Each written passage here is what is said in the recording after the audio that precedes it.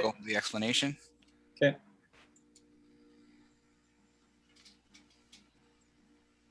Okay. Okay. Good morning, and thank you all for being in attendance today. I'd like to call to order the January 25th, 2021 meeting of the County of Perth Land Division Committee. I would like to make note that what will be shown on the screen for those viewing at home is our remote meeting platform, whereby whoever is speaking will be shown predominantly with smaller images of the members and staff attending, as well as members of the public along the edge of the screen. The agenda for this meeting has been posted online at perthcounty.ca, and if you wish to follow along, please feel free to access the meeting now. I will remind all committee members, staff, and others participating in the meeting to please mute your microphones when not in use in order to reduce feedback. As this meeting is being held remotely, there are some procedural changes regarding how the committee will vote. The Secretary Treasurer will call each of the committee members' names, and each member will respond if they are either in favor or opposed to the motion, and the chair will then announce the result of the vote. Before we proceed, I would like to confirm attendance of the committee members by roll call. I will be reading your names out loud, and when you hear your name, please unmute yourself and respond present. Councillor Aitchison? Present. Councillor Eggets? Present. Councillor Duncan? Present. Councillor Mckenzie? Present. And Councillor Wilhelm. Present. Thank you, everyone. Attendance is complete, and we do have quorum for the meeting. As we will be holding elections today, I'm currently chairing the meeting, and will be chairing the meeting until our elections for chair and vice chair of the committee have concluded. At this time, I would like to ask if anyone has any disclosure of pecuniary interest.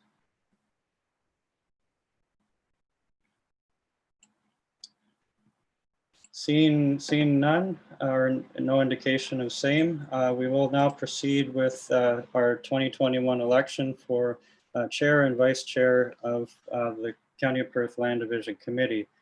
So moving to section 3.1 on our agenda, I would like to call on the committee for nominations for the position of chair of the Perth County Land Division Committee for the term 2021. So I'll open the floor to any nominations at this time. Councillor Eggets? I'll nominate Walter. I'll second that.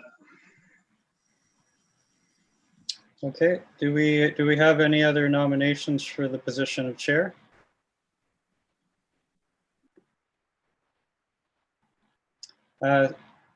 Seeing none, I'd like to, as a point of order, ask the recording secretary if we have to proceed with election at this time, given that we only have one nomination. Just for the sake of the recommendation, or the resolution rather, yeah, we can just do it. We'll have to do a vote for the nomination and then vote for the actual election. Okay. But we won't have to do like a poll or anything like that. Okay. Thank you, Mr. McCoy. So at this time, I would like to, I'll provide a motion that the Perth County Land Division Committee, Joint Land Division Committee nominates Councillor Walter Mckenzie for the position of chair.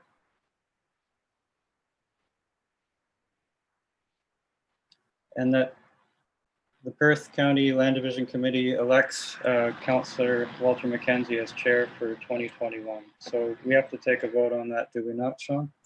Yeah, we'll just need a mover and a seconder. If it pleases the committee, I will use Councillor Eggets and Warden Aitchison as the mover and seconder for the nomination, and then we will just need a mover and a seconder for the election.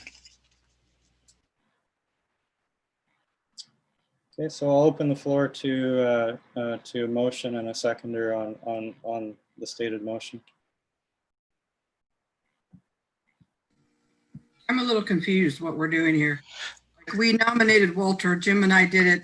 I'm not sure why we need other motions here. I think we need to ask Walter if he even wants it. And if he does, we vote. Yeah, and that's what I was getting to. So we did a mover and a seconder for the nomination, and so we just needed to vote on that, and then go into the election vote afterwards. Isn't that the election vote? We nominated him. We've moved that. Yeah, and just as a point of order, will the nomination, we just need to vote on the nomination, and then that's when Walter will get his opportunity to speak on that if he needs to, and then we'll vote for the election after that. Just as you stated a moment ago, Councillor Higgins. Technically, you have to appoint a vice chair after. Correct. We have that on the agenda after this as well. Okay. So at this, based on that procedure at this time, I will take a vote by roll call on the motion to nominate Councillor Mckenzie for Chair of the Land Division Committee. So when you hear your name, please respond whether you are in favor or opposed to the nomination. Councillor Aitchison, how do you vote? Yes. Councillor Agats, how do you vote? Yes. Councillor Duncan, how do you vote? Yes. Councillor Mckenzie, how do you vote? Yes, I guess. And Councillor Wilhelm, how do you vote? Yes. Okay, so it's unanimous. We have there's full support of the nomination for Councillor Mckenzie as Chair of the Land Division Committee. And correct me if I'm wrong, Sean, will now proceed to the election vote. Correct. So we're just going to have a resolution passed that names Councillor Mckenzie as the chair. Okay, and this is what I mentioned earlier. My apologies. So we have that the Perth County Land Division Committee elects Councillor Walter Mckenzie as the chair for 2021. And I will conduct a vote by roll call at this time. So Councillor Aitchison. We just need a mover and a seconder. Oh, we just need a mover and a seconder. Okay, my apologies. So we'll leave that open on the floor for a mover and a seconder at this time. I'll move it. Jim. Moved by Councillor Aitchison and seconded by Councillor Duncan. And so now I'll conduct that vote by roll call. So Councillor Aitchison, how do you vote? Yes. Councillor Agats, how do you vote? Yes. Councillor Duncan, how do you vote? Yes. And Councillor Mckenzie, how do you vote? Yes. And Councillor Wilhelm, how do you vote? Yes. Okay, so it's unanimous. Councillor Mckenzie has been elected as the Chair of the Land Division Committee for 2021. Now we will move into nominations and election of the Vice Chair. So I'll open the floor at this time to nominations for the Vice Chair.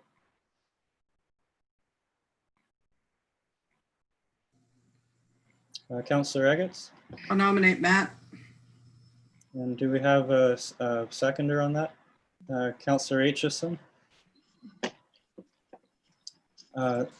So regarding the nomination for Vice Chair, do we have any other nominations at this time?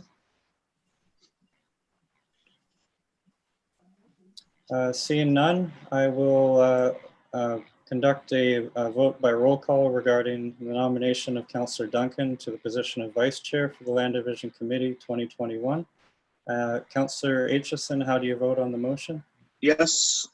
Councillor Agats, how do you vote? Yes. Councillor Duncan, how do you vote? Yes. Councillor Mckenzie, how do you vote? Could you please repeat, Councillor Mckenzie? It was. Sorry. Yes. Thank you. And Councillor Wilhelm, how do you vote? Yes. Okay, so we have nomination confirmed for Councillor Matt Duncan as Vice Chair of the Land Division Committee. And at this point in time, we'll conduct the vote on the election of Councillor Duncan to this position. So I will conduct the vote by roll call, going in order. Councillor Aitchison. Sorry, Chair. Through the chair, we'll need a mover and a seconder. We need, sorry, my apologies. We need a mover and a seconder on that. Moved by Councillor Aitchison and seconded by Councillor Agates. And now I will conduct the vote by roll call on that motion. Councillor Aitchison, how do you vote? Yes. Councillor Agates, how do you vote? Yes. Councillor Duncan, how do you vote? Yes. Councillor Mckenzie, how do you vote? Yes. And Councillor Wilhelm, how do you vote? Yes. Okay, thank you. So it is unanimous. Councillor Duncan has been confirmed as the Vice Chair of the Land Division Committee for 2021, and congratulations to Councillor Mckenzie and Councillor Duncan in your roles as Chair and Vice Chair for the 2021 Land Division Committee for the County of Perth. At this time, I will hand over the duties of Chair to our new Chair, Councillor Mckenzie, at this time. Okay, thank you, David. That took almost as long as it does for some of our meetings. Anyways, kind of like herding cats. David, you have the statement that we read before we start land division with regards to how we deal with the individual cases. Through the chair, that's correct. I did go over that right at the beginning of the meeting already. So everything has been said there. Okay. Yes. All right. So yes. we're good to go. Okay. All right. Yes. All right. Good. Okay. Thanks. The first item up then is the confirmation of the previous, or actually for confirmation of the agenda, I guess, first of this meeting. Do we have a mover and seconder to confirm the agenda? Moved by Councillor Duncan, second by Councillor Agates. Any discussion or questions with regards to that? If not, all those, David, you can do the vote. Okay. Councillor Agates has a question. Well, you're muted, Rhonda. Sorry, not in the minutes, but on the agenda, it says the next meeting is February 29th. There is no February 29th this year. I don't know if you want to correct that now or later. Through the chair, that's a good catch, Councillor Agates, and this was caught after the agenda went out. It is actually February 22nd, 2021, as February 29th does not exist this year. Yeah. So that is a correct, important correction on our agenda today. Okay, so noted. So Dave, then you can do the vote. Okay. Councillor Aitchison, how do you vote? Yes. Councillor Agates, how do you vote? Yes. Councillor Duncan, how do you vote? Yes. Councillor Mckenzie, how do you vote? Yes. And Councillor Wilhelm, how do you vote? Yes. Okay, that motion is carried unanimously. The next item up then is the minutes of the last meeting, December the 21st. And I need a motion to adopt the previous minutes. So moved by Warden Aitchison. And we have a seconder for that. Councillor Agates, thank you. Any questions or concerns with regards to those minutes? Okay, seeing none, David, I'll let you take the vote. Thank you, Chair Mckenzie. Councillor Aitchison, how do you vote? Yes. Councillor Agates, how do you vote? Yes. Councillor Duncan, how do you vote? Yes. Councillor Mckenzie, how do you vote? Yes. And Councillor Wilhelm, how do you vote? Yes. Okay, so the minutes are carried. That was carried unanimously as well. Thank you. All right, excuse me. Brings us down to item number 6, and that is hearing of applications for consent. And we do have one to deal with, and it's an application for consent to sever B3520, which is a lot addition by Grace Farms. So David, I'll turn that over to you. Okay, thank you, Chair Mckenzie. Chair, members of the committee, the following hearing for application for consent B35-20 This is an application for consent to sever that has been submitted to the county by Grace Farms Limited. It is proposing to execute a lot addition for non-farm residential use located in the Hibbert ward of the municipality of West Perth. The proposal in this case proposes to sever approximately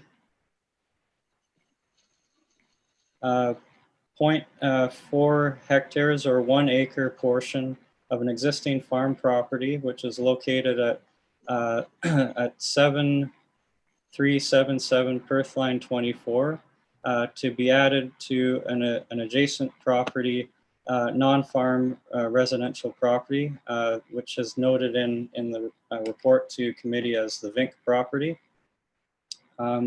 The proposed retained lot in this case would have an area of approximately 40.8 hectares or 100.8 acres, reduced down from 41.2 hectares or 101.8 acres. What would be the retained farm lot is currently used for cash cropping and has access onto Perth Line 24. There are no structures located on what would be the retained farm property, and the entire property is cultivated up to the property boundaries of what is known as the Vink property, save and except for a wooded area that is found in the south corner of the property. The proposed lot addition is being proposed here to accommodate a future geothermal system for the non-farm residential use.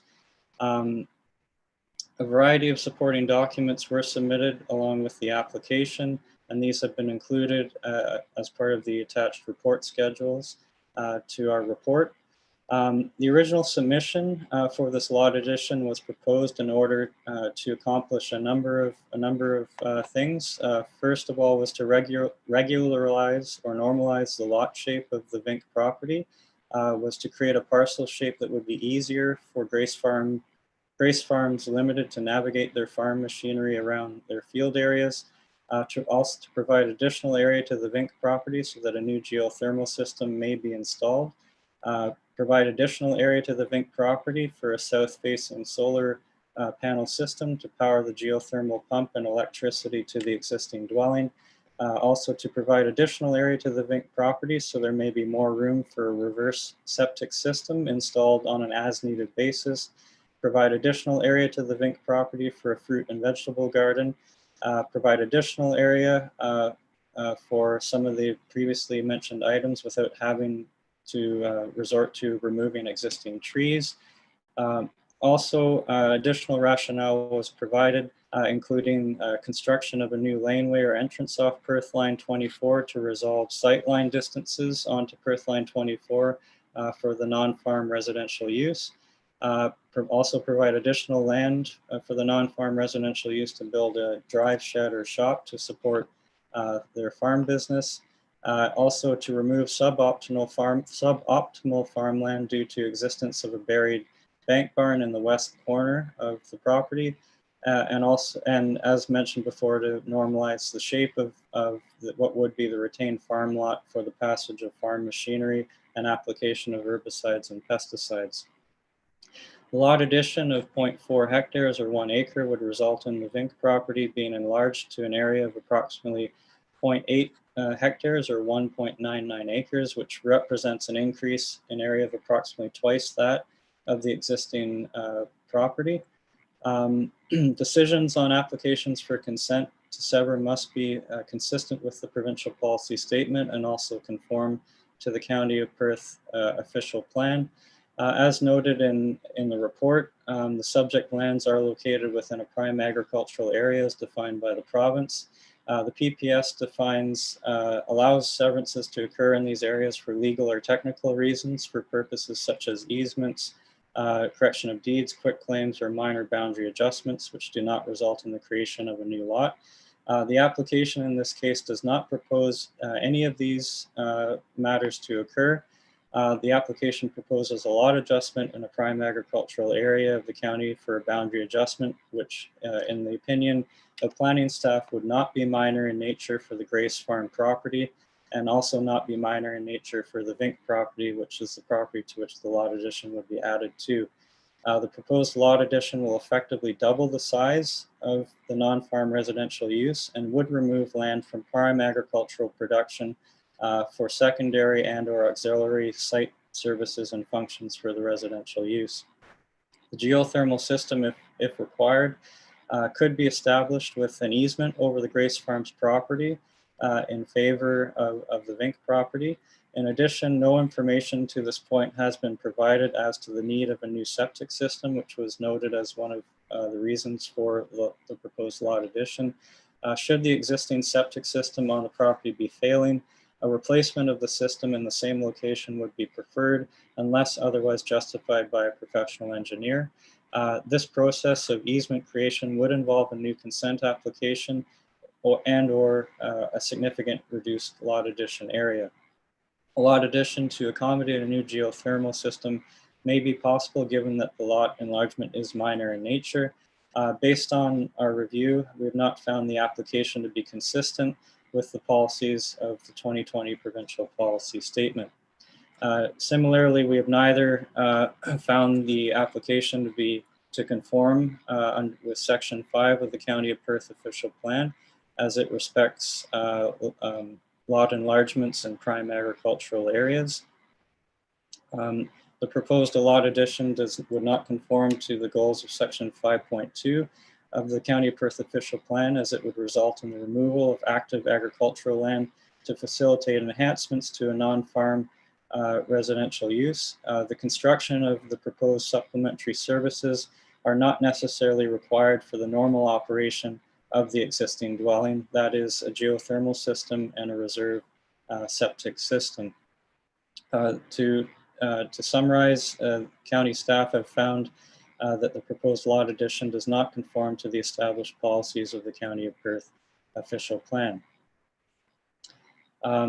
We are therefore recommending that the Land Division Committee not approve application B35-20 that has been submitted by Grace Farms Limited. And in the event that the Land Division Committee does elect to approve the application for consent, we have provided a list of 7 conditions located on pages 15 and 16 of the agenda, which do contain conditions of approval should the committee so choose to approve. To summarize our comments that were responses to the public circulation and comments that have been received to date, there are 3 responses noted in our report to the committee. The first, the West Perth Fire Department responded indicating that they have no comments to add. Secondly, the Osaba Bayfield Conservation Authority responded to indicate that the the application for consent and the subject property do not fall within the regulated area. As such, the ABCA does not have concern for the severance and the lot realignment. And thirdly, in terms of responded comments, BM Ross Engineering, which is the engineering firm for the municipality of West Perth, responded that they have no engineering comments on behalf of West Perth. I will note, and it is mentioned in our report, that county staff provided a report to West Perth Council at their meeting on December 21st of 2020.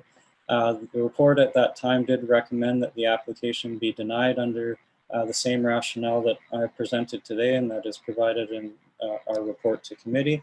Local council did pass a motion recommending that the application for consent be approved, subject to the noted conditions, and this has been noted in our report. That is the summary of our reporting and recommendation to Land Division Committee, and I'll turn it over to the committee for discussion and deliberation on this application. Thank you. Okay, thanks, David. I see we do have Trevor McNeil on here and Carla, so Carla Vink. So I guess I'll ask either Carla or Trevor, whoever wants to speak on behalf of the application, if they have anything further to add. I guess if I could, I'd go first, and then Carla can follow up with whatever I missed, if that's okay. That's fine. Okay. So yes, the application for here is for a new shed to be built on the property, as well as future geothermal area and also relocation of the driveway, as mentioned by David. A lot of it is Nicholas helps Carla's family on the farm, which is in another location. So technically, the house lot is not a non-agricultural because Nick is also helping farm. They live there, but the farm is located elsewhere. Carla will be able to tell you more about the family part of the business, but there's no hope of Nick moving on to the home farm kind of thing. So this is going to be their place to live, and he's going to assist with the farm from there. So that's part of the reason for the new shed, is to be able to bring home, a tractor snowblower or a cultivator if he needs to grease it up to get it ready for the spring. That kind of small machinery, just to be able to have it at the house that's more accessible for him. So it'll be accessory to an agricultural use and accessory to the house. With all the trees located on the property, to be able to build that shed or the geothermal area, they would have to cut down all the trees on the site, which we don't want to do. They want to be able to keep the trees. And also the existing lot itself is kind of a bad shape. If it was more rectangular, maybe they wouldn't need the severance, but because it is that L shape and there's that lot of huge frontage there, that's all a treed area, it's basically useless land for them. Carla will point out about the driveway location because she uses it all the time. She's more experienced with that, but it is a much safer location to have a new driveway installed further to the south, because there's a hill there on the property. And Walter, please correct me if I misinterpreted, but I know the big thing when it went to West Perth Council was they looked at it, if all these features were existing already and we were doing a new surplus farmhouse severance, we'd probably be following these property lines to include that stuff, and it would get approved because it's all accessory to the house. With that, and we're, like David has mentioned, we're right around the 2 acre mark, so we're not excessive in total size, and it would include the buildings and the geothermal to go with the house lot if this was a surplus farmhouse severance. But because it's not, and the house was previously severed and we're adding to it, it seems to create some issues with the planning requirements. As David had pointed out, in the northwest corner there is where the old barn, former bank barn, was buried. So the crops in that corner aren't as good as they are elsewhere on the farm. And if there was need to expand or relocate the septic area, there would be a spot then immediately behind the house on the new severed piece to be able to do that. So it allows all the options to be done without having to repeatedly come back to land division to ask for a little more land here and there for different things that may be needed as time goes on. With that, I know Grace Farms has, as far as putting some farmland back into production, they have about 3 other farms where they've actually demolished the buildings and put that land back into farm production. And the 2 acres really isn't outside of, like, the combined 2 acres really isn't outside of any surplus farmhouse severances that the land division committee has approved in the past. It's just that in this case, we're adding on as opposed to creating a new lot. So if there's any questions of the committee, I'd be happy to try to address them, and anything that Carla would be willing to add to that. Thank you. Chair and members of Perth County Land Division Committee, thank you for allowing me time on this morning's agenda and the opportunity to speak to our application to sever. I apologize if at any point you can't hear me. I've been battling laryngitis for the last couple months, so hopefully my voice is able to hold out. My husband and I have owned the property you know and see referred to as 7377 Perth Line 24 for 12.5 years. But more than that, this was actually my childhood home. And prior to my parents acquiring the property, the farm and residence were actually owned by my great-grandparents. We're asking you to approve this application to sever for the reasons that were mentioned. I acknowledge that this would be a reduction of active farmland. Our intention, as has been previously noted, is to build a workshed to support our farm operations located elsewhere in the county. Some have asked why we don't build there, to which I would say that it's unlikely we'll ever own 100% of that property. I feel that the intended use, I wouldn't require a building that large for personal use, is consistent with the land use of others around us. There are several drive sheds and farm equipment buildings on our road, and also in keeping with the intentions of both the provincial policy paper and the Perth County Plan, as the use would continue to be agricultural support. It is also our desire to move or create an additional access point to our property to address site issues in our current location. While I appreciate the planner's perspective in the planning report on this issue, with 25 years of exiting the laneway, I would respectfully disagree with the assessment. I often have to take several moments before I pull out, especially if I want to head west, to make sure that I haven't missed any cars before they hit that blind sight point coming up the hill. My oldest reminds me on a regular basis that she can drive in 3 years, which is sort of scary in and of itself, but the location of our laneway makes me extremely nervous. As you can see, we've also proposed allowing for room on the severed parcel for a geothermal system and solar panels to reduce our environmental footprint. I feel that this supports the county's current work to create a climate action plan and ensures the best Perth County for our 2 girls in the future. I would also like to address the planner's report statement that asserts there is minimal farmland around our existing property that cannot be worked, as demonstrated by the overhead images that I believe you were provided. Please note that these images were taken several years ago, prior to the farm being purchased by Grace Farms. The equipment used by Grace Farms is significantly larger than that used by the previous owner, and as such, the unworkable portion has grown significantly. As the committee has done in the past, I would ask that you vote to approve the application to sever. While I understand it doubles our existing property size, I would ask you to consider that the final lot size would not be out of line with severed property sizes approved by this committee in the past. Also, as noted, the vast changes to line 24 over the last decade. While we're asking for 1 additional acre, more than that has been converted back to active farmland over the last 5 to 10 years.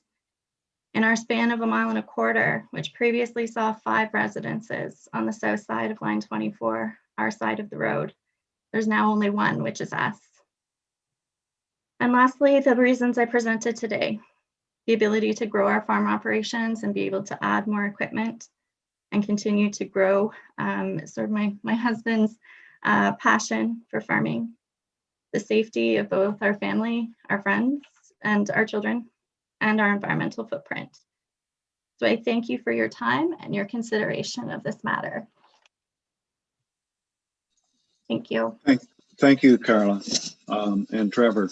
So, David, everybody that's involved with this severance is on the screen or in here at the present time. Go ahead. Oh, through the chair, yes. So we've heard from the property owners, Mrs. Vink, and their agent, Mr. McNeil. We also have Mr. Chauvin on the line too, who was one of the reviewers for the report that was presented today, which was authored by Mr. Sugden, who's also was also a consulting planner with MHBC Limited. Just summarizing who's with us right now. Right. Okay. No, that's fine. I guess I'll still ask the questions. Is there anybody online that's opposed to this severance? And I don't think there is anybody. Is there anybody online that wishes to, other than the applicant, that wishes to speak in favor of this application? And I don't think there is. So that gets me to council, where we want to end up, or to land division, where we want to end up here. Questions from land division to either Trevor or Carla.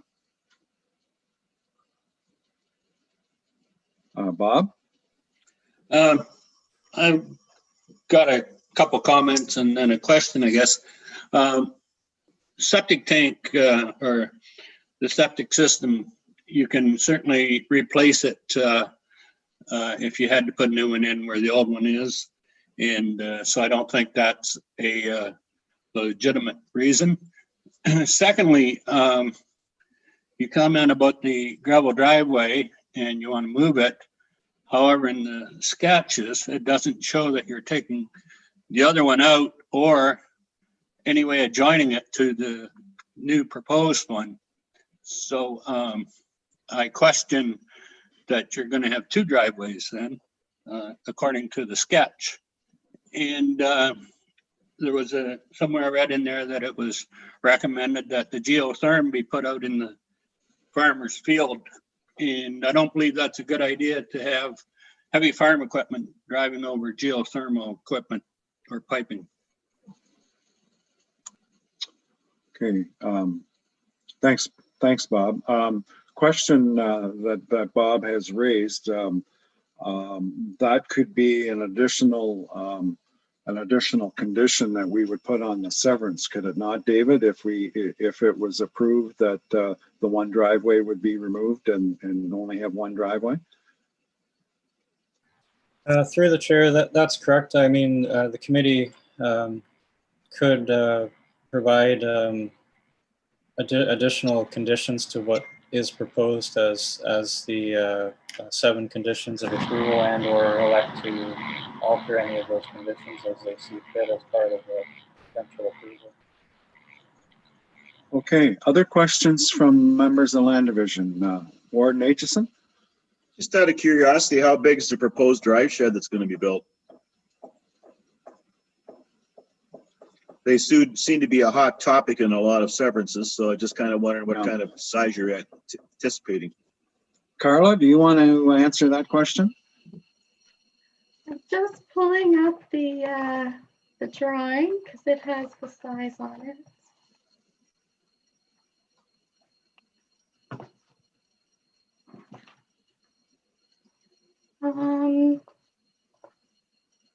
Maybe Trevor can help me interpret the drawing as well, because I know it was him and Nick that were going back and forth on it.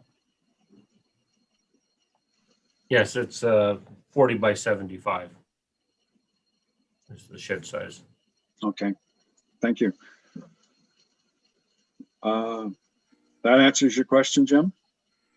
Okay, Rhonda has a question then. Is this existing lot not zoned residential now? Like every time we take a farmhouse off a agricultural property, are they not zoned residential? They are actually left in the agricultural zone. They're just rezoned to not allow livestock to be kept on the house lot. And then the farm is rezoned. It stays in agriculture as well, but it's rezoned so you can't build a second house on the farm property. But they both stay agricultural zone. Right, but I thought, and I know we're in the process of changing the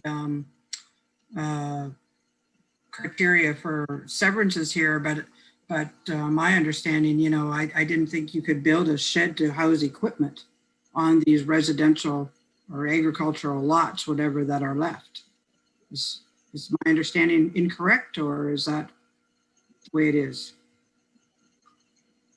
I think David, I'll let you answer that then. Sure, just I'll answer more of the technical part here. So through the chair, the zoning on the property, the property is currently within the agricultural zone A of the West Perth zoning bylaw. There are no additional provisions, special site-specific provisions attached to it for that lot. Excuse me, in terms of a shed, the zoning bylaw in that zone, where you do have a dwelling present on a lot like this, would permit a property owner to erect a building or structure like a shed or storage type structure that is accessory, ancillary, subordinate to the residential use. And so in a roundabout way, yes, you could create a new shed that might be of some size, but it would have to be demonstrated that it relates to the residential use and is supportive and subordinate to the residential use. Okay, Matt, you had a question. Yeah, when was this lot created? Maybe the planning department could help me out with that. David? Through the chair, I don't have a specific date that I can pin this to at this time, unless I'm just looking back through the report here. I don't believe it was explicitly expressed when the lot was created in our reporting, unless perhaps, I know Pierre is on the line here if he may want to correct me if I'm wrong or provide additional clarification to that.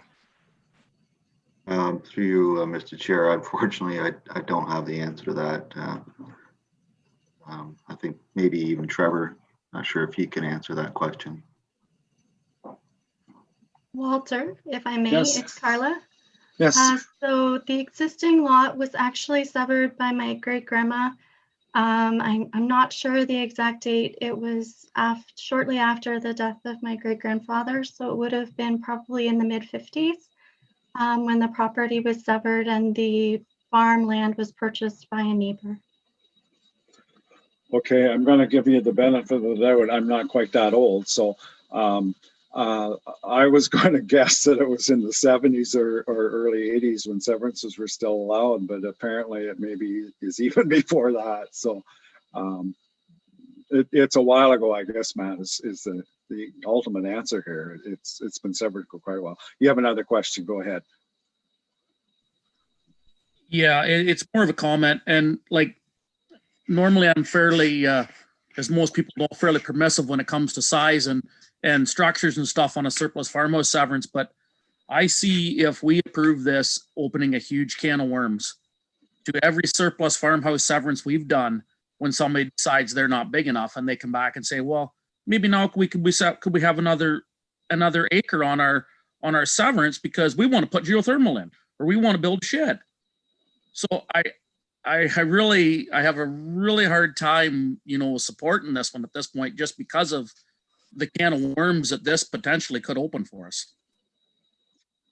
Yeah, it's kind of unique, and as I said at our council meeting in West Perth, I do think that maybe this severance originally was too small. Certainly, and the one that comes to mind is the one back by Donegal, Matt, that we did allow a severance, and it had I believe it was a 40 by 80 shed on it, and ended up that severance was a little larger in size as well. When we were dealing with this in West Perth, the same night that we had this severance, we also had the Van Marsel severance, and Sally can maybe relate to that. And that one was almost 2 acres in size, just the way the layout of the land is, and the trees and the well and one thing and another. So, over the time, we have allowed a few of these to go through just because of their uniqueness.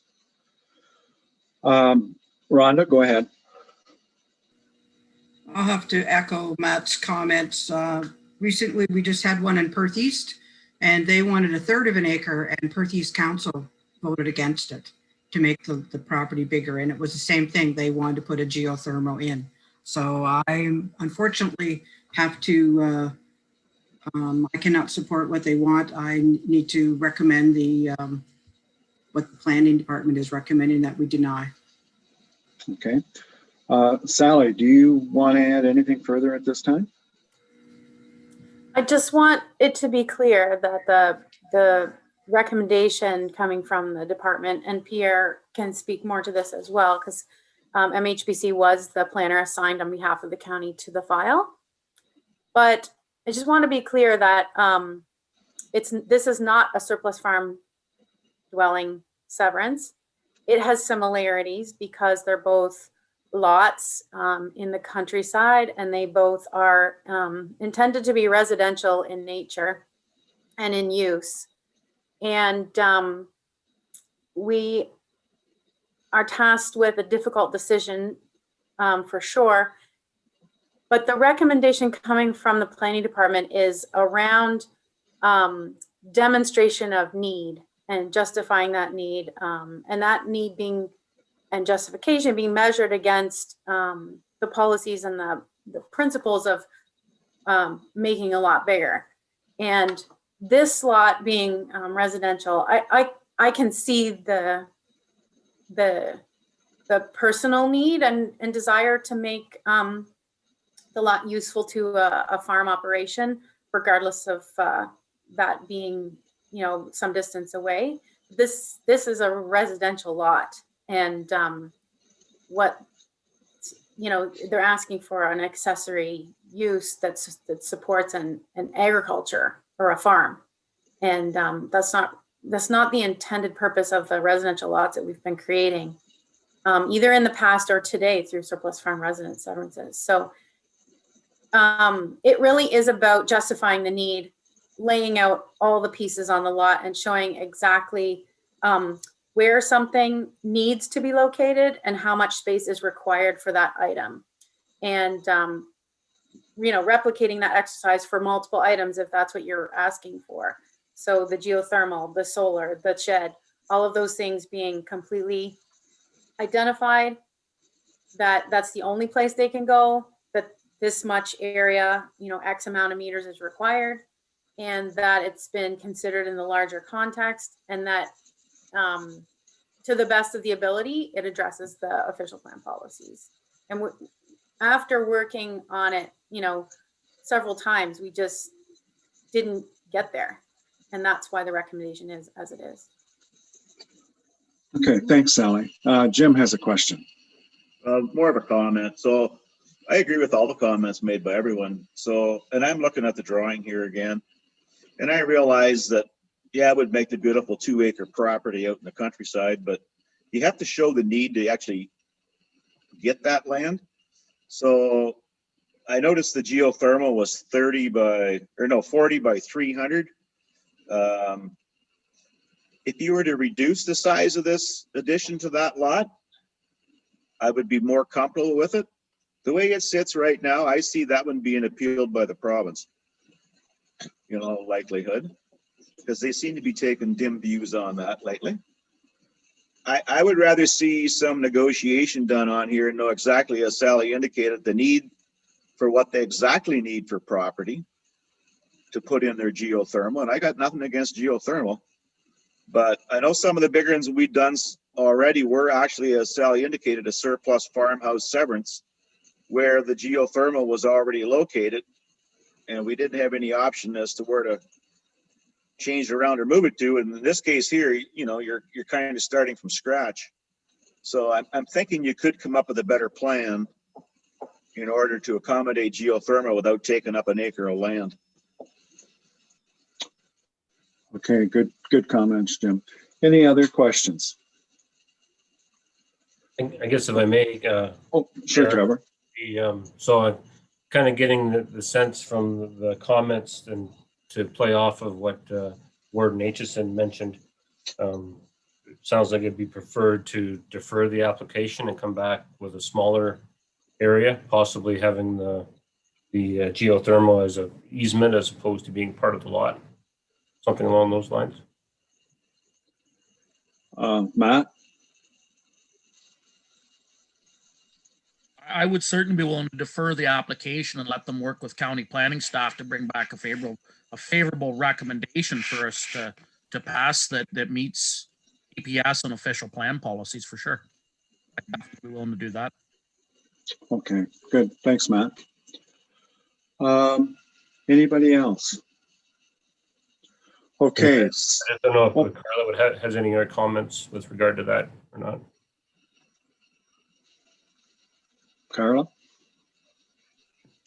Not at this time. Okay, thank you. Thank you. Okay, it looks to me like we have 3 options here. We can either, and it's one of those confusing ones, I guess. If we can either deny the severance, we can approve the severance, or we can defer it at this particular time and have them come back with a scaled down version of what we have presently. So I was going to have David read the motion, but I think because we have 3 options, I will look to the committee to come up with a motion, and then we'll go from there. Jim? I'm going to make a motion to defer this, to just kind of look a little further and get the exact requirements for geothermal and whatever they need, and come back with a perhaps scaled down version. Okay, thanks, Jim. Matt, you want to second that? Okay, so it's moved by Warden Aitchison, seconded by Councillor Duncan, that this application be deferred. Any further comments? Okay, David, I'll let you take the vote then. Thank you, Chair Mckenzie. Warden Aitchison, how do you vote? Yes. Councillor Eggetts, how do you vote? Yes. Councillor Duncan, how do you vote? Yes. Councillor Mckenzie, how do you vote? Yes. And Councillor Wilhelm, how do you vote? Yes. So the results of that is that motion is carried. So this application will be deferred, and we'll be looking forward to seeing it in the future at some point in time. So thank you. Okay, thank you. All right. Thanks, Trevor. Thanks, Carla. And Pierre. Whoops. I say whoops because I just lost my agenda. Okay. I got it back here again. The next item then is that's it for consents, and we haven't had one that we've had to discuss for a while, so we certainly made up for lost time on that one. Anyways, the next item is reports and applications for consent to sever, or actually new pending in process and final approved, withdrawn, and delegated authority approved applications. So David, I'll turn that over to you. Just reading from our agenda, through the chair, just reading from our agenda, we do have a report. The first report would be for application B5119, and then we can get into our report on new and pending. Okay, all right. Let's deal with that one then first. Then. Okay, sure. Okay. Go ahead. So members of the committee, the following report concerns application for consent B5119. This is an application that was previously before the committee in the past, for which a deferral was granted. So application B5119 concerns a proposed severance of a surplus farm dwelling in the Ellis ward of the Township of Perth East, located on a property municipally addressed as 4282 line 39. The purpose of this application is to allow for severance of a new lot that would contain a surplus farm dwelling, which has been deemed surplus to the needs of a consolidated farm operation. The lot would, in this case, would have an area of approximately 0.29 hectares or 0.72 acres, and would have approximately 50 meters or 164 feet of frontage along line 39. The retained farm lot in question would have an area of approximately 40.3 hectares or 99.6 acres and contains farmland, an agricultural municipal drain. Just to revisit this application, a report regarding the severance was brought to members of Perth East Council on October 1st, 2019. And later at the Land Division Committee meeting in October 2019, it was recommended that an aggregate impact assessment be obtained prior to any decision being made. And at that point in time, the committee deferred decision concerning additional information. It was identified that an official plan amendment was needed in order to consider severance of the existing dwelling as a surplus farm dwelling, as the land on which the dwelling is located and that the lot proposed to be severed is located was found to be in the mineral aggregate resources designation of the County of Perth official plan, and that an aggregate impact assessment would have to be undertaken. An aggregate impact assessment was provided as part of an official plan amendment application, OPA 194, and that OPA was adopted by County Council on December 3rd, 2020, to then permit the consideration of the severance of the surplus farm dwelling, which is the matter of today's report. So in summary, we are recommending approval of application B5119 for severance of the existing farm dwelling as a surplus farm dwelling, subject to the 10 conditions contained in our report. And I'd be happy to answer any questions that members of committee may have regarding this application. Okay, Questions from committee members? Rhonda?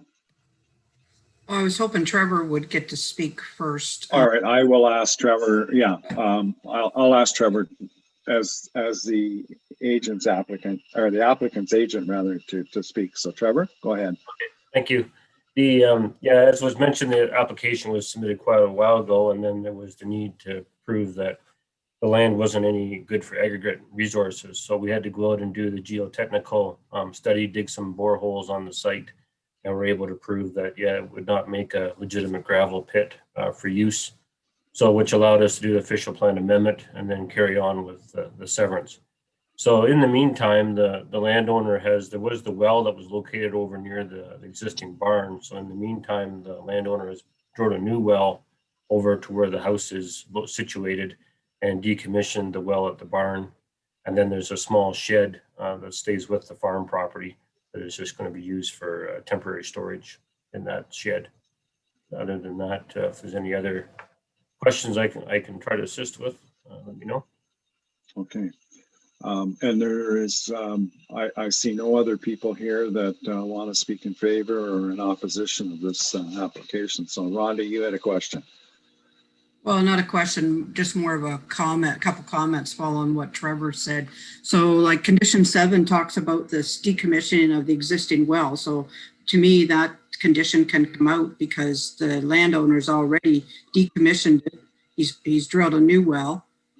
And number 8, to deal with that shed is never ever been a barn. So I'm not sure why that comment or that condition even in there. Take a look at that shed. It's got a dirt floor. It's fallen down. He uses it for equipment. And was speaking with the owner, if you want a condition there, he's just going to rip it down. I don't think anybody's going to put animals in a shed that doesn't have hydro to it and sits that close to the road. So I think that's condition 7 and 8 need to come out. It's just to add that shed's about approximately a 30 by 40, so it's not that big.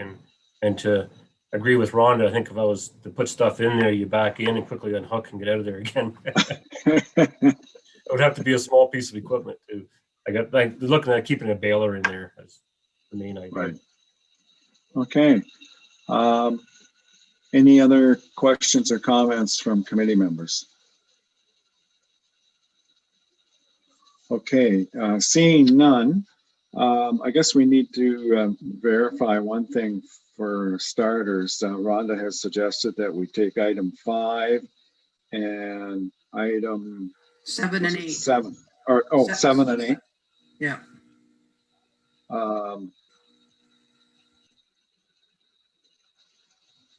I'm looking for the well. That was, oh yeah, that's 7. Okay, yep, sorry, pardon me. So, condition 7 and 8. David, you have a question or a comment?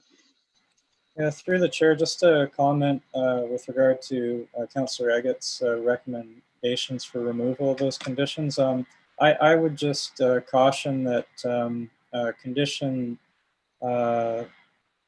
7 that concerns the well, it very well may be the case that has been done, but I think for the purposes of our due diligence and tracking back to our original review of the application when it came through, that just as a matter of due diligence and for the file, that we should have just some written confirmation around what has been done, just to ensure that something's written down somewhere in the file to affirm that there is no issue, that the old well has in fact been removed, a new well has been installed in its place to ensure that there are no servicing issues for the lot. With regard to condition 8, I wasn't the reviewing planner on this file, but I can say that generally when we have larger shed structures that may be suspect to house livestock, that we generally include a condition like this where where that building will be on the retained lot to ensure that in fact there is no ability for it to ever trigger the MDS and that there could never be any MDS conflict. But I would err on the side of caution with continuing to include condition number 7 as just as a matter of due diligence carrying forward into the future. And I would leave it up to the committee to differ with me on that. And condition 8, of course, if if this structure really isn't one that can be perceived as having any capability for livestock, then perhaps that condition is more up for debate, but I'll defer to the committee's judgment. I just wanted to add some comments around each of those for additional information. Okay, thanks, David. Other comments from committee members? Rhonda? I hear what David's saying, but it's almost like we're second guessing the landowner. I guess the biggest thing in this application, this has been going on for a good year and a half. And, the landowners had lots of time to get some of these conditions done. We've already held it up for how long for him, and he would like to get this done. So we're going to make him do agreements. And Walter commented earlier this morning about how we just had one fund to go through, or maybe it was Jim out there in Perth South that, we dealt with a long time ago. This landowner is not going to sit and wait another 6 months for us to get agreements going here. So for those reasons, I'd like to move the application and that we take items 7 and 8 out. Chair Mckenzie, it's Pierre Chauvin, if I may. Yes. Say a few words. Sure. Yes. Yeah, those, I would agree with David with respect to 7. It's probably an easy condition to clear, but we just want to make sure that it's been done properly and that existing well, particularly that existing well, has been capped properly. From a source water protection perspective, that's just the prudent thing to do. And I'm sure that's probably an easy thing for Trevor's group to do. Secondly, with respect to condition 8, it is a requirement that we have to ensure that we have to comply with MDS, and that was really what we thought of at the time. But I agree with Mayor Egetz that perhaps an agreement may be a little onerous, and perhaps that could be rephrased to suggest that it's included as part of the rezoning that has to occur on the retained lands, that the existing shed is not used for livestock, and that way it's addressing both matters. They have to go through the rezoning anyhow as part of the condition, so that could be included through that. So that's just a suggestion. Okay, so noted. Jim? Yeah, I think if this well's been decommissioned, and apparently that's what we're being told, it wouldn't be very much to get a letter from the people who performed that operation stating that it had been done properly. Like, that shouldn't be a big deal. Number 8, I don't know that you necessarily need an agreement. Pierre's idea sounds good to me. And the other thing is, it'd be up to your local building bylaw guy anyway to realize whether or not there's livestock there. They need to change a use permit to put livestock in there. Okay, thanks, Jim. Rhonda again? I would go along with Pierre's suggestions, as long as this agreement for the well is not going to take months to do. I would, and David can verify this, but I'm guessing with regards to the well, it's just a checklist that they look at, and yeah, it'll come back that somebody has decommissioned that well, the name of the firm or whatever, and a letter would accompany that and say, yeah, it was decommissioned on such and such a date and just meets the criteria. David? Yeah, through the chair, I mean, I'm generally in agreement with those points that if the work has been done already and physically there is no issue currently, that it really is just a matter of checking that off and having the paperwork to back that up. And really that's what, at this point in time, if that is the case on the ground, that's really what this condition would be about, is to formalize that, have the county formalize that, and have that in the file to affirm that in fact this was carried out. And it should be a very quick and simple thing to do if in fact all the work has already been done. Okay, any other questions or comments? So the recommendation from planning office is that we approve this with the 10 conditions that are there. I'm not going to read them all, but just to clarify, number 7 is all we're asking for is it's a confirmation from whoever decommissioned the well that it has been decommissioned. And number 8, we will deal with that not necessarily through an agreement, but through the rezoning. Does that appease everybody here? If I may, Walter, could we? Yes, go ahead, Trevor. It be done as a review by the chief building official to verify the livestock can't be kept in it. That would just require a trip to the site and then a letter from the CBO, because the zoning's actually already been done. We're just waiting. That's right. Yeah. Third reading to complete it. Okay, David?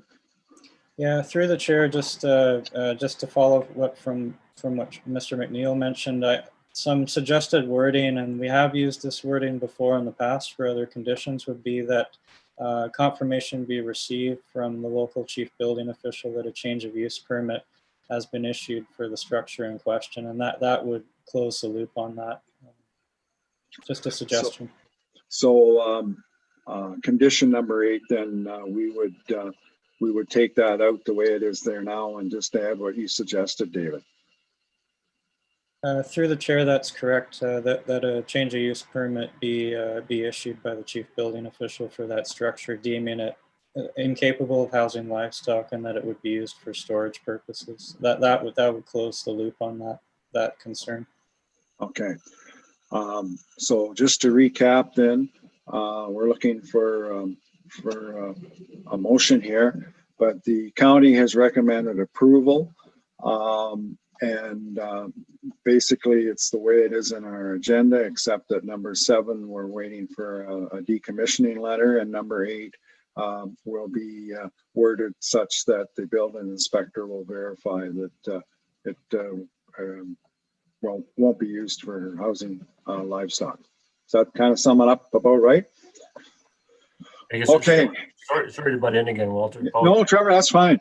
Just like the change of use permit, like it's already used as a shed. I wonder if maybe there was a barn on the site before, right? That's come down. Yeah, and it's down. That's getting a little bit confused because the shed that's left is a shed, so we wouldn't be changing the use. It already is being used as a shed. It would just be verification that it can't hold livestock. Just a verification that it can't be used to house livestock. Yeah. Jim? Trevor's 100% right. You don't need to do a change of use permit because it's not got livestock in it now. That's right. That's right. So basically, the building guy runs out and said, yeah, you can't house livestock. And if there's no hydro or whatever, you're not going to put livestock in there. And there's no water to it. Okay. We're all clear on what we're doing here. So there'll be no change of use, but we're just going to verify that it's a shed and will not house livestock. So I'm still looking for a motion here that we move on this one. Jim? So move that we approve it. Rhonda, you're seconding that? Okay. Any further discussion? Okay, David, I'll let you do the vote. Thank you, Chair. Through the chair, Warden Mckenzie, how do you vote? Who do you want, Jim? Or sorry, that was a mental slip there. I'm thinking in the past here. Warden Aitchison, how do you vote? Yes. Councillor Eggets, how do you vote? Yes. Councillor Mckenzie, how do you vote? Yes. Councillor Wilhelm, how do you vote? Yes. And Councillor Duncan, how do you vote? Yes. Okay, so that motion is carried unanimously. Thank you. Okay, thank you. Okay, moving on then, where I wanted to go before, I guess. 7.2, new pending in process, final approved, withdrawn, and delegated authority approved applications. David?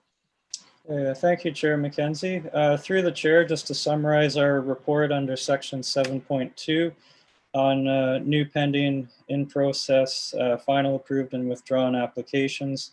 Since our last meeting on December 21st, 2020, we have 5 new applications that were received that are currently in the review and consideration process. We have 5 applications on the report that are listed under the pending category. I will note that 3 of these are now closed. That would be applications BO2, BO3, and just if you forgive me for a moment here. B1519. So those three have now been closed. And as noted, application B 5119 has now been heard. And so we just have technically one application still under this category as of today. That would be application B 34-20. We have 15 applications that are currently in process. So these are applications which have been deemed complete by the planning office, as well as applications that have been circulated for public comment. But none of these applications has a final decision been made or rendered yet, and none of these applications have gone to hearing or been presented for delegated approval.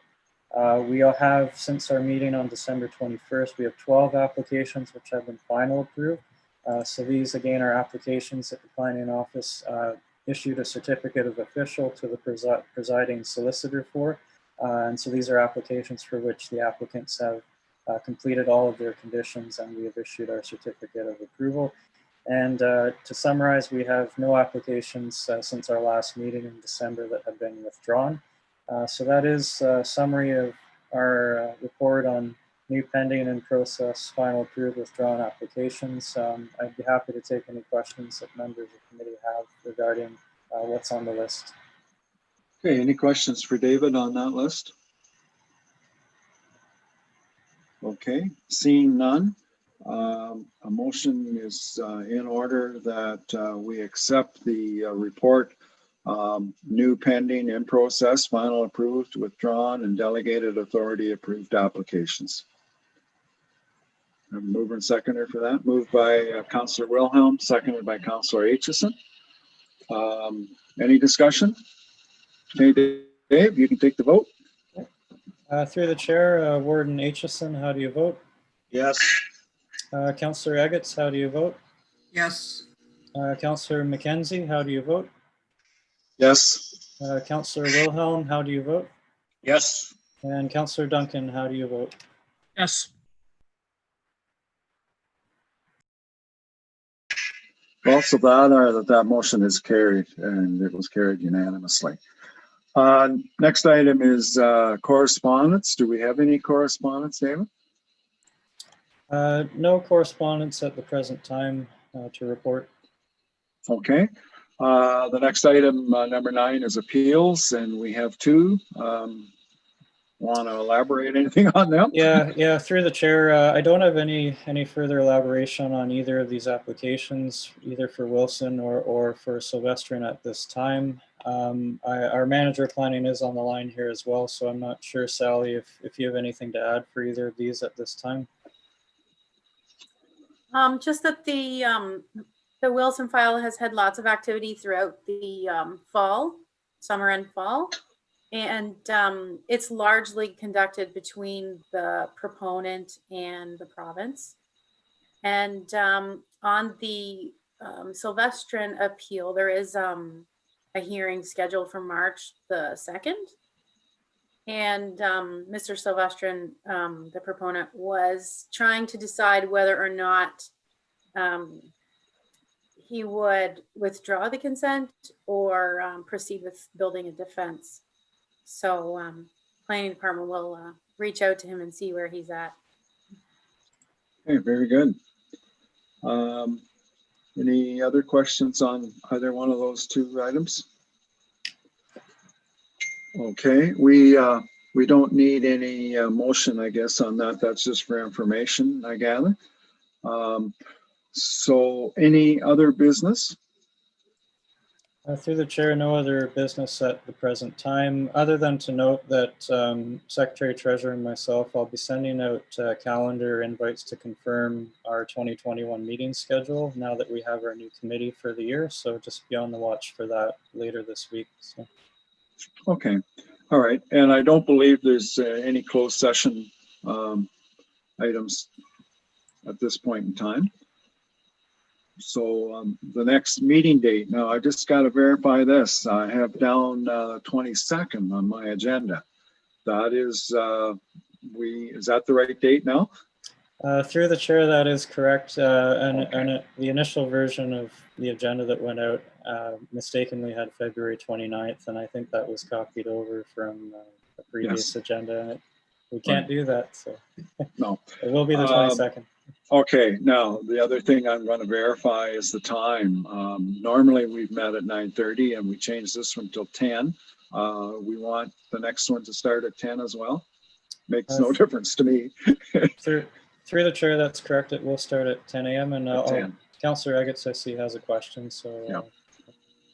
Not a question, but we, at the last meeting, there was 3 meetings that I requested start at 10 o'clock. Okay, And, right. and there was today's, next month, and I think it's one in October because I have another meeting prior. Okay, no, so noted. So, nope, that's Yeah. fine. So 22nd at 10 o'clock. And we need a motion for that, Jim? Just before we do a motion, if we ever get to the point on that application from West Perth, where we can come up with some sort of a reason to approve it, in your list of conditions you had for approval on that, item number 6 had a misprint. It said Perth East.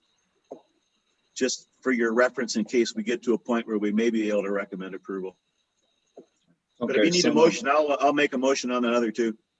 Okay. Just through the chair, sorry, it's Sean Yeah. speaking. The next meeting date's just for information. We don't need to have We a don't need a motion motion because, on that? yeah, we already established the schedule at the last meeting. Right, okay, good. All right, thanks. Okay, then that only leaves one item, and that's a motion to adjourn. And Councillor Duncan and Councillor Wilhelm. All those in favor? Oh, David, I'll let you take the vote. Sure. Through the chair, Warden Aitchison, how do you vote? Yes. Councillor Eggetts, how do you vote? Yes. Councillor Mckenzie, how do you vote? Yes. Councillor Wilhelm, how do you vote? Yes. And Councillor Duncan, how do you vote? Yes. And that motion is carried, so we're adjourned. Thank you. So while we're all still here, I have a quick question for planning staff. If